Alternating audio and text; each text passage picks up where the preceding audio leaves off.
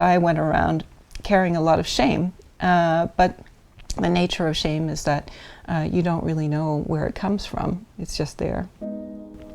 I'm Julie Lindahl. I'm an author and an educator. About 7 years ago, I began actively pursuing a research project that I had been thinking of for most of my adult life.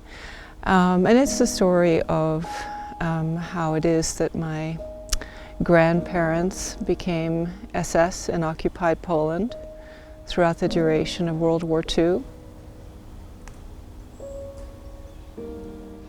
And so I went into a very deep depression, and you know, I'm not a person who has problems getting up in the morning, but I couldn't get out of bed. And my beloved husband came and said, well, do you need help? Do you need psychiatric help? And I said, nope, I need to go to the German Federal Archives, is what I need to do. So I went to Berlin, and although it's a bit like finding a needle in a haystack, they handed over 100 pages to me about my grandparents, and there was no doubt left that they had served, or my grandfather had served in the SS. He actually was responsible for deporting the existing landowners and actually murdering some of them. And he was a fanatic, so he treated the people who remained on his estates to work as slave labor with, you know, great brutality.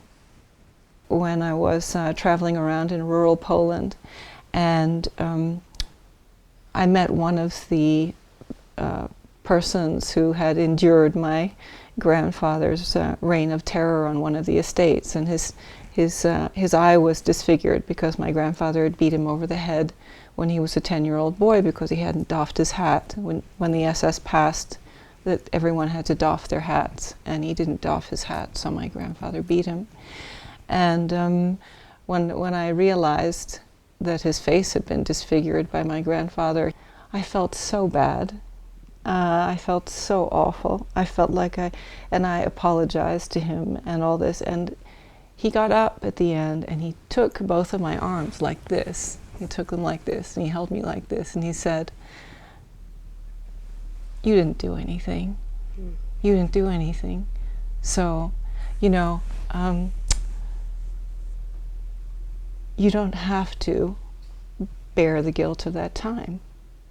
You know, that belongs to somebody else." And for me, that was, you know, a very pivotal moment, because all of a sudden, I didn't have to carry that around anymore. So, you know, this was an incredible act of generosity, and for me, was the beginning of shame becoming responsibility. So it no longer had to be this awful thing.